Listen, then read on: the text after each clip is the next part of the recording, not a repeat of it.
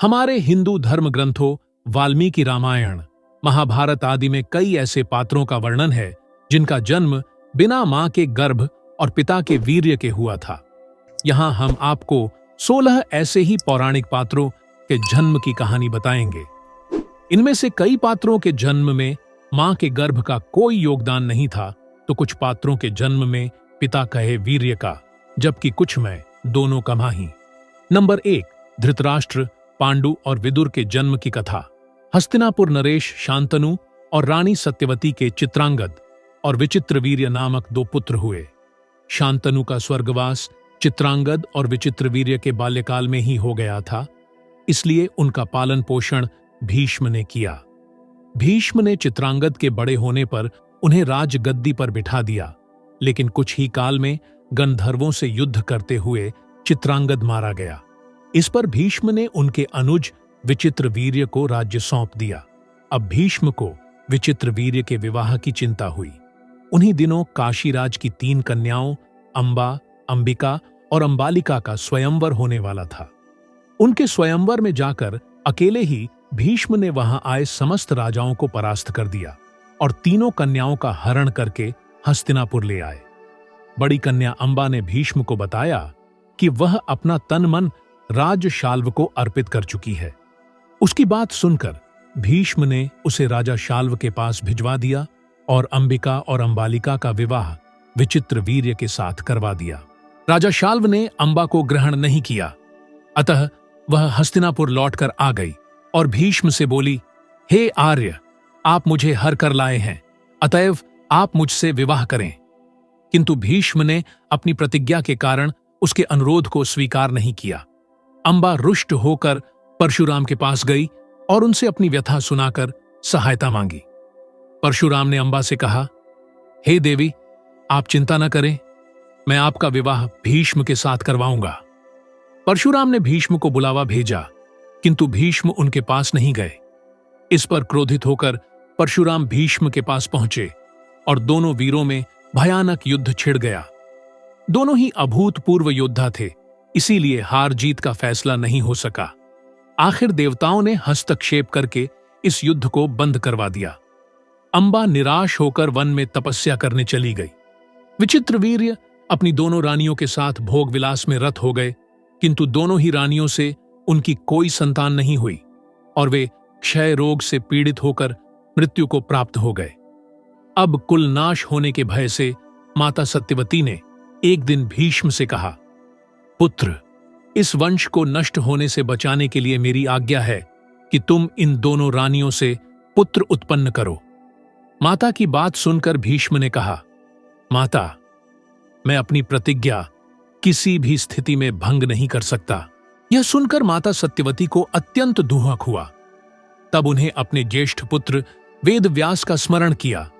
स्मरण करते ही वेदव्यास वहां उपस्थित हो गए। सत्यवती उन्हें देखकर बोली, हे पुत्र, तुम्हारे सभी भाई निःसंतान ही स्वर्गवासी हो गए, अतः मेरे वंश को नाश होने से बचाने के लिए मैं तुम्हें आज्ञा देती हूं कि तुम नियोग विधि से उनकी पत्नियों से संतान उत्पन्न करो।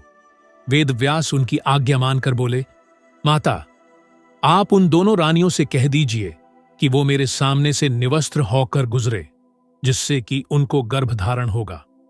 सबसे पहले बड़ी रानी अंबिका और फिर छोटी रानी अंबालिका गई, पर अंबिका ने उनके तेज से डरकर अपने नेत्र बंद कर लिए, जबकि अंबालिका वेदव्यास को देखकर भय से पीली पड़ गई।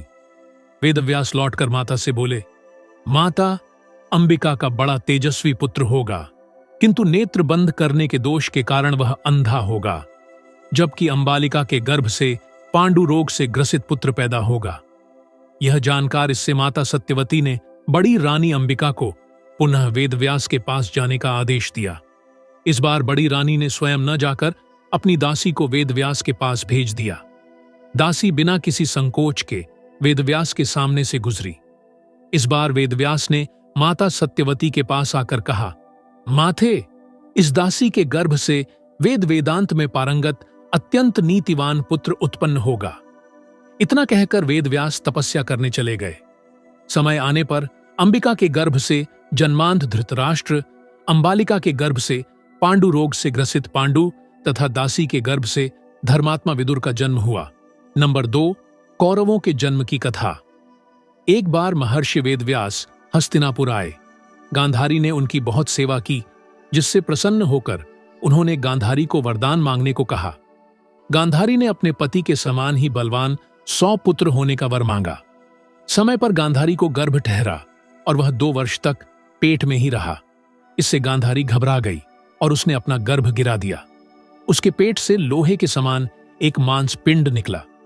महर्षि वेदव्यास ने अपनी योग दृष्टि से यह सब देख लिया और वे तुरंत गांधारी के पास आए। तब गांधारी ने उन्हें वह मांस पिंड दिखाया। महर्षि वेदव्यास ने गांधारी से कहा कि तुम जल्दी से 100 कुंड बनवाकर उन्हें घी से भर दो और सुरक्षित स्थान में उनकी रक्षा का प्रबंध कर दो तथा इस मांस पिंड पर जल छिड़को। जल छिड़कने पर उस मांस पिंड के 101 टुकड़े हो गए। व्यास जी ने कहा कि मांस पिंडों के इन 101 टुकड़ों को घी से भरे कुंडों में डाल दो। अब इन कुंडों को 2 साल बाद ही खोलना। इतना कहकर महर्षि वेदव्यास तपस्या करने हिमालय पर चले गए। समय आने पर उन्हीं मांस पिंडों से पहले दुर्योधन और बाद में गांधारी के 99 पुत्र तथा एक कन्या उत्पन्न हुई। नंबर 3, पांडवों के जन्म की कथा।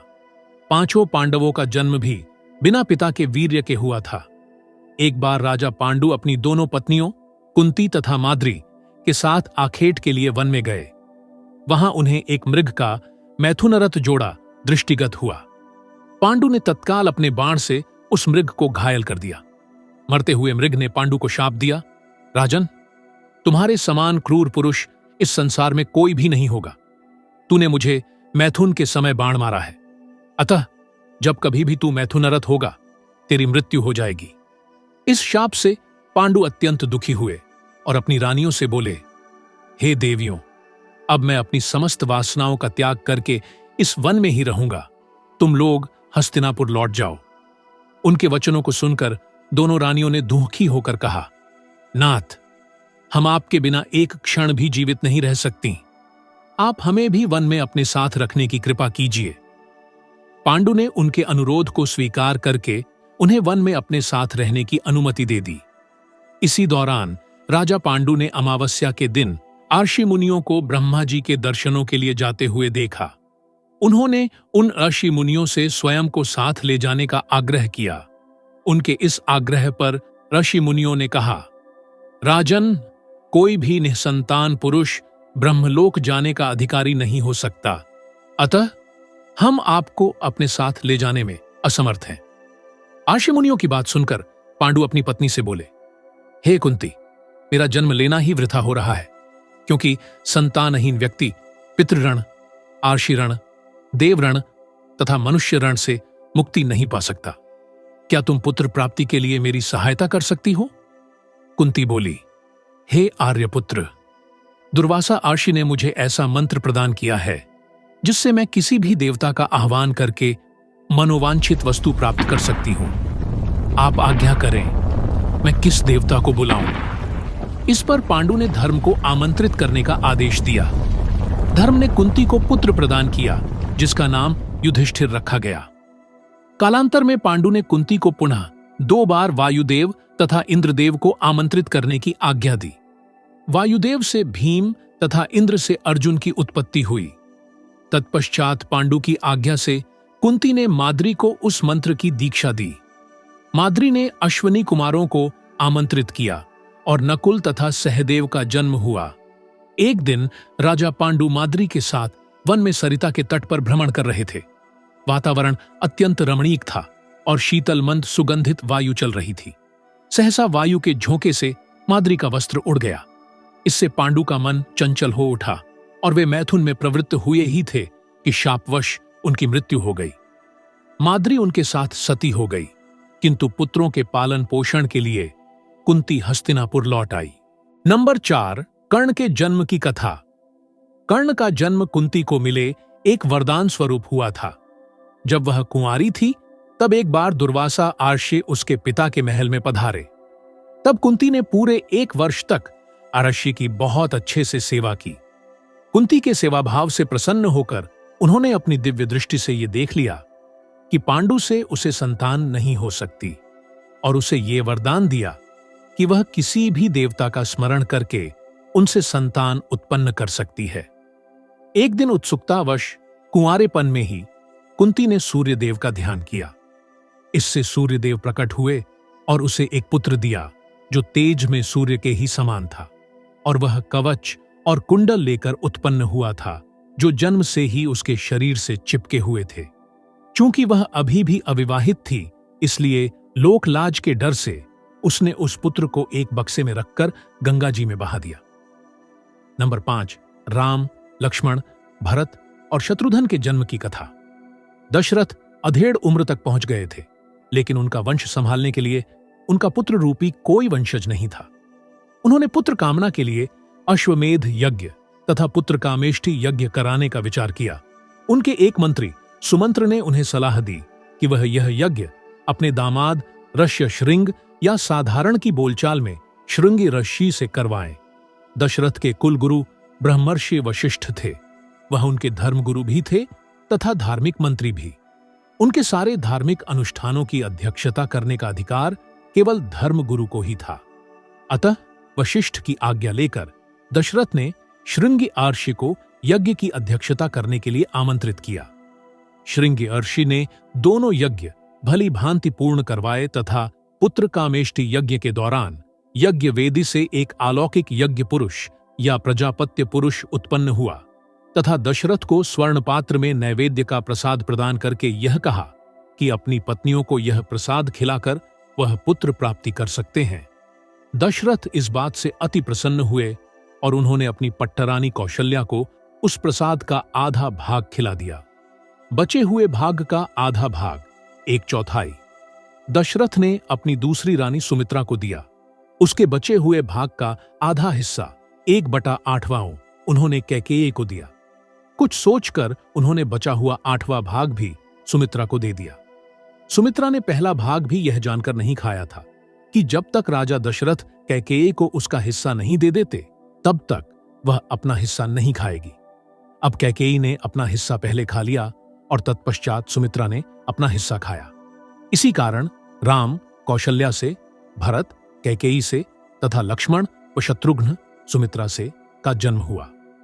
नंबर 6, पवन पुत्र हनुमान के जन्म की कथा। पुराणों की कथानुसार हनुमान की माता अंजना संतान सुख से वंचित थी। कई जतन करने के बाद भी उन्हें निराशा ही हाथ लगी। इस दुख से पीड़ित अंजना मतंग ऋषि के पास गईं। तब मंतग ऋषि ने उनसे कहा, पप्पा सरोवर के पूर्व में एक नरसिंहा आश्रम है। उसकी दक्षिण दिशा में नारायण पर्वत पर स्वामी तीर्थ है। वहां जाकर उसमें स्नान करके 12 वर्ष तक तप एवं उपवास करना पड़ेगा, तब जाकर तुम्हें पुत्र सुख की प्राप्ति होगी। अंजना ने मतंग ऋषि एवं अपने पति केसरी से आज्ञा लेकर तप किया था। 12 वर्ष तक केवल वायु का ही भक्षण किया। तब वायु देवता ने अंजना की तपस्या से खुश होकर उसे वरदान दिया, जिसके परिणाम स्वरूप चैत्र शुक्ल की पूर्णिमा को अंजना को पुत्र की प्राप्ति हुई। वायु के द्वारा उत्पन्न इस पुत्र को आर्षियों ने वायुपुत्र नाम दिया। नंबर 7, हनुमान पुत्र मकरध्वज के जन्म की कथा। हनुमान वैसे तो ब्रह्मचारी थे, फिर भी वो एक पुत्र के पिता बने थे। हालांकि यह पुत्र वीर्य की जगह पसीने की बूंद से हुआ था। कथा कुछ इस प्रकार है, जब हनुमान जी सीता की खोज में लंका पहुंचे और मेघनाद द्वारा पकड़े जाने पर उन्हें रावण के दरबार में प्रस्तुत किया गया, तब रावण ने उनकी पूंछ में आग लगवा दी थी और हनुमान ने जलती हुई पूंछ से लंका जला दी। जलती हुई पूंछ की वजह से हनुमान जी को तीव्र वेदना हो रही थी, जिसे शांत करने के लिए वे समुद्र के जल से अपनी पूंछ की अग्नि को शांत करने पहुंचे। उस समय उनके पसीने की एक बूंद पानी में टपकी, जिसे एक मछली ने पी लिया था। उसी पसीने की बूंद से वह मछली गर्भवती हो गई और उससे उसे एक पुत्र उत्पन्न हुआ, जिसका नाम पड़ा मकरध्वज। मकरध्वज भी हनुमान जी के समान ही महान पराक्रमी और तेजस्वी था। उसे अहिरावण द्वारा पाताल लोक का द्वारपाल नियुक्त किया गया था। जब अहिरावण श्री राम और लक्ष्मण को देवी के समक्ष बलि चढ़ाने के लिए अपनी माया के बल पर पाताल ले आया था, तब श्री राम और लक्ष्मण को मुक्त कराने के लिए हनुमान पाताल लोक पहुंचे और वहां उनकी भेंट मकरध्वज से हुई। तत्पश्चात मकरध्वज ने अपनी उत्पत्ति की कथा हनुमान को सुनाई। हनुमान जी ने अहिरावण का वध कर प्रभु श्री राम और लक्ष्मण को मुक्त कराया और मकरध्वज को पाताल लोक का अधिपति नियुक्त करते हुए उसे धर्म के मार्ग पर चलने की प्रेरणा दी। नंबर 8, द्रोणाचार्य के जन्म की कथा। द्रोणाचार्य कौरव व पांडव राजकुमारों के गुरु थे। द्रोणाचार्य का जन्म कैसे हुआ, इसका वर्णन महाभारत के आदि पर्व में मिलता है। एक समय गंगाद्वार नामक स्थान पर महर्षि भरद्वाज रहा करते थे। वे बड़े व्रतशील यशस्वी थे। एक दिन वे महर्षियों को साथ लेकर गंगा स्नान करने गए। वहां उन्होंने देखा कि घृताची नामक अप्सरा स्नान करके जल से निकल रही है। उसे देखकर उनके मन में काम वासना जाग उठी और उनका वीर्य स्खलित होने लगा। तब उन्होंने उस वीर्य को द्रोण नामक यज्ञ पात्र, यज्ञ के लिए उपयोग किया जाने वाला एक प्रकार का बर्तन, में रख दिया। उसी से द्रोणाचार्य का जन्म हुआ। द्रोण ने सारे वेदों का अध्ययन किया। महर्षि भरद्वाज ने पहले ही आग्नेयास्त्र की शिक्षा अग्निवेश्य को दे दी थी। अपने गुरु भरद्वाज की आज्ञा से अग्निवेश्य ने द्रोणाचार्य को आग्नेयास्त्र की शिक्षा दी। द्रोणाचार्य का विवाह शरद्वान की पुत्री कृपि से हुआ था। नंबर 9, आर्षि ऋष्य श्रृंग के जन्म की कथा।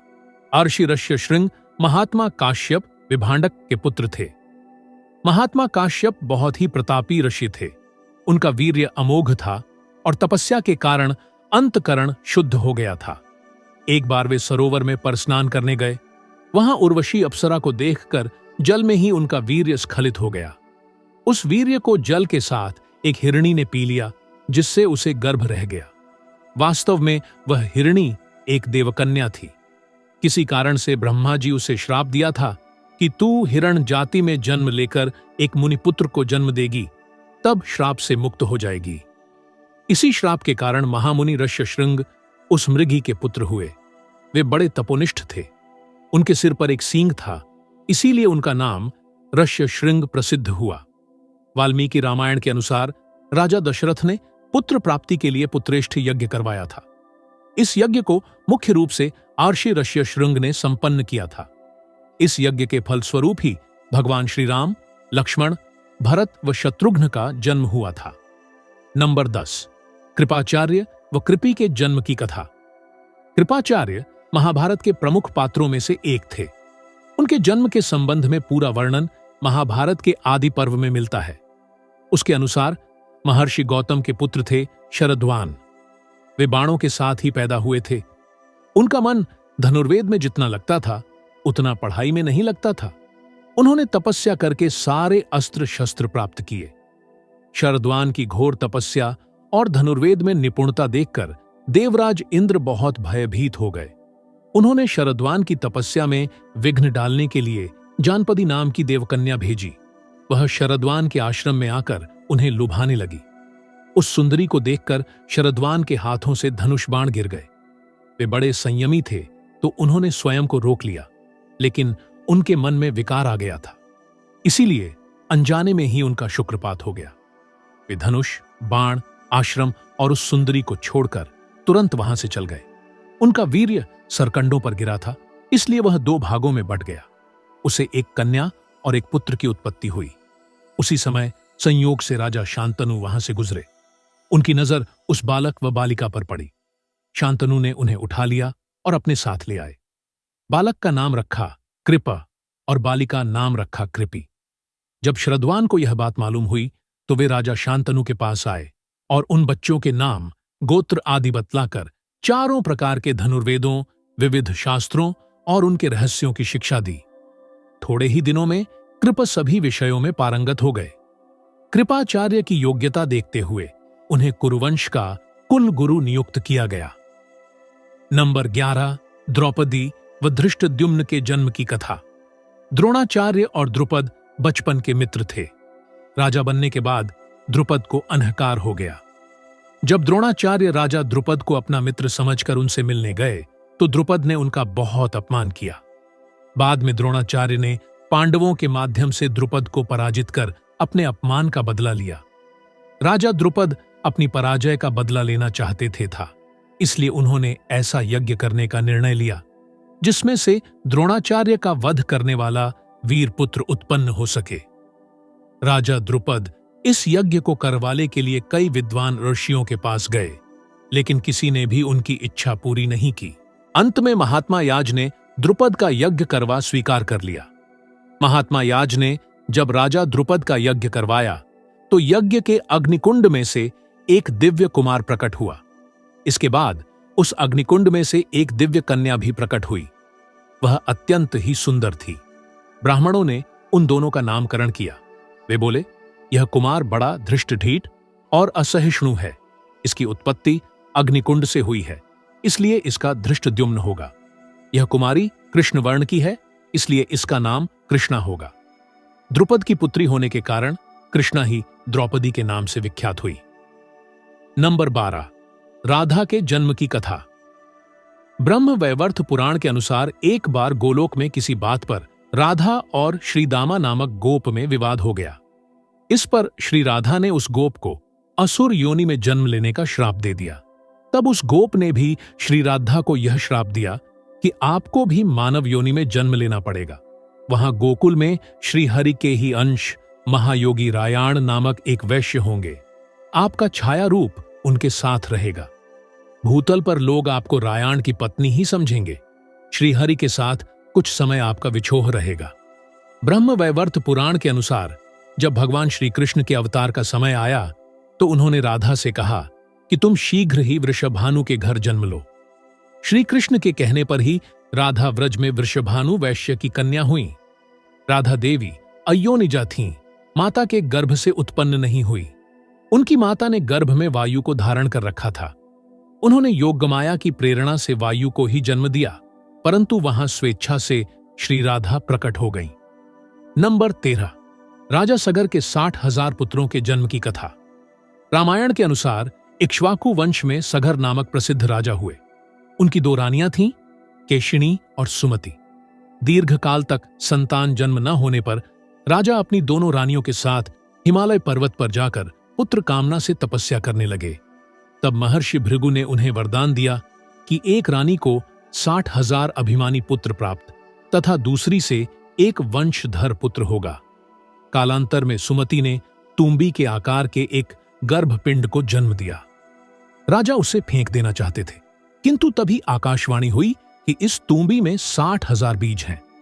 घी से भरे एक एक मटके में एक एक बीज सुरक्षित रखने पर कालांतर में 60,000 पुत्र प्राप्त होंगे। इसे महादेव का विधान मानकर सगर ने उन्हें वैसे ही सुरक्षित रखा। समय आने पर उन मटकों से 60,000 पुत्र उत्पन्न हुए।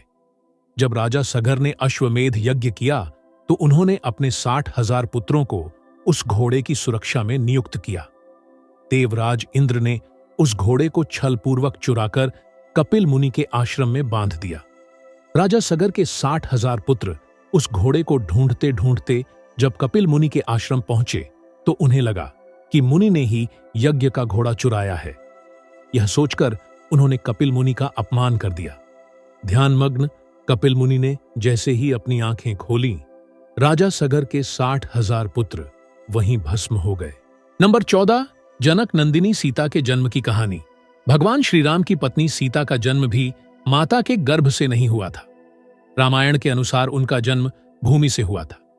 वाल्मीकि रामायण के बालकांड में राजा जनक महर्षि विश्वामित्र से कहते हैं कि अथ में कृषत क्षेत्रम लांघलादुत्थिता तत् क्षेत्रम शोधयता लब्धा नामना सीतेति विश्रुता भूतलादुत्थिता सा तु व्यवर्धत ममात्मजा। अर्थात एक दिन मैं यज्ञ के लिए भूमि शोधन करते समय खेत में हल चला रहा था। उसी समय हल के अग्रभाग से जोती गई भूमि से एक कन्या प्रकट हुई। सीता हल द्वारा खींची गई रेखा से उत्पन्न होने के कारण उसका नाम सीता रखा गया। पृथ्वी से प्रकट हुई वह मेरी कन्या क्रमशः बढ़कर सयानी हुई। नंबर 15, मनु व शतरूपा के जन्म की कहानी। धर्म ग्रंथों के अनुसार मनु व शतरूपा सृष्टि के प्रथम मानव माने जाते हैं। इन्हीं से मानव जाति का आरंभ हुआ। मनु का जन्म भगवान ब्रह्मा के मन से हुआ माना जाता है। मनु का उल्लेख ऋग्वेद काल से ही मानव सृष्टि के आदि प्रवर्तक और समस्त मानव जाति के आदि पिता के रूप में किया जाता रहा है। इन्हें आदि पुरुष भी कहा गया है। वैदिक संहिताओं में भी मनु को ऐतिहासिक व्यक्ति माना गया है। ये सर्वप्रथम मानव थे जो मानव जाति के पिता तथा सभी क्षेत्रों में मानव जाति के पथ प्रदर्शक स्वीकृत हैं। मनु का विवाह ब्रह्मा के दाहिने भाग से उत्पन्न शतरूपा से हुआ था। मनु एक धर्म शास्त्रकार भी थे। धर्म ग्रंथों के बाद धर्माचरण की शिक्षा देने के लिए आदि पुरुष स्वयंभुव मनु ने स्मृति की रचना की, जो मनुस्मृति के नाम से विख्यात है। उत्तानपाद, जिसके घर में ध्रुव पैदा हुआ था, इन्हीं का पुत्र था। मनु स्वयंभुव का ज्येष्ठ पुत्र प्रियव्रत पृथ्वी का प्रथम क्षत्रिय माना जाता है। इनके द्वारा प्रणीत स्वयंभू शास्त्र के अनुसार पिता की संपत्ति में पुत्र और पुत्री का समान अधिकार है। इनको धर्मशास्त्र का और प्राचेतस मनु अर्थशास्त्र का आचार्य माना जाता है। मनुस्मृति ने सनातन धर्म को आचार संहिता से जोड़ा था। नंबर 16, राजा पृथु के जन्म की कथा। पृथु एक सूर्यवंशी राजा थे जो वेण के पुत्र थे। स्वयंभू मनु के वंशज राजा अंग का विवाह सुनिथा नामक स्त्री से हुआ था। वेण उनका पुत्र हुआ। वह पूरी धरती का एकमात्र राजा था। सिंहासन पर बैठते ही उसने यज्ञ कर्मादि बंद कर दिए। तब ऋषियों ने मंत्रपूत कुशों से उसे मार डाला, लेकिन सुनिथा ने अपने पुत्र का शव संभाल कर रखा।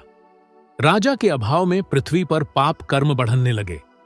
तब ब्राह्मणों ने मृत राजा वेण की भुजाओं का मंथन किया, जिसके फलस्वरूप स्त्री पुरुष का जोड़ा प्रकट हुआ। पुरुष का नाम पृथु तथा स्त्री का नाम अर्ची हुआ। अर्ची पृथु की पत्नी हुई। पृथु पूरी धरती के एकमात्र राजा हुए। पृथु ने ही उबड़ खाबड़ धरती को जोतने योग्य बनाया। नदियों, पर्वतों, झरनों आदि का निर्माण किया। राजा पृथु के नाम से ही इस धरा का नाम पृथ्वी पड़ा।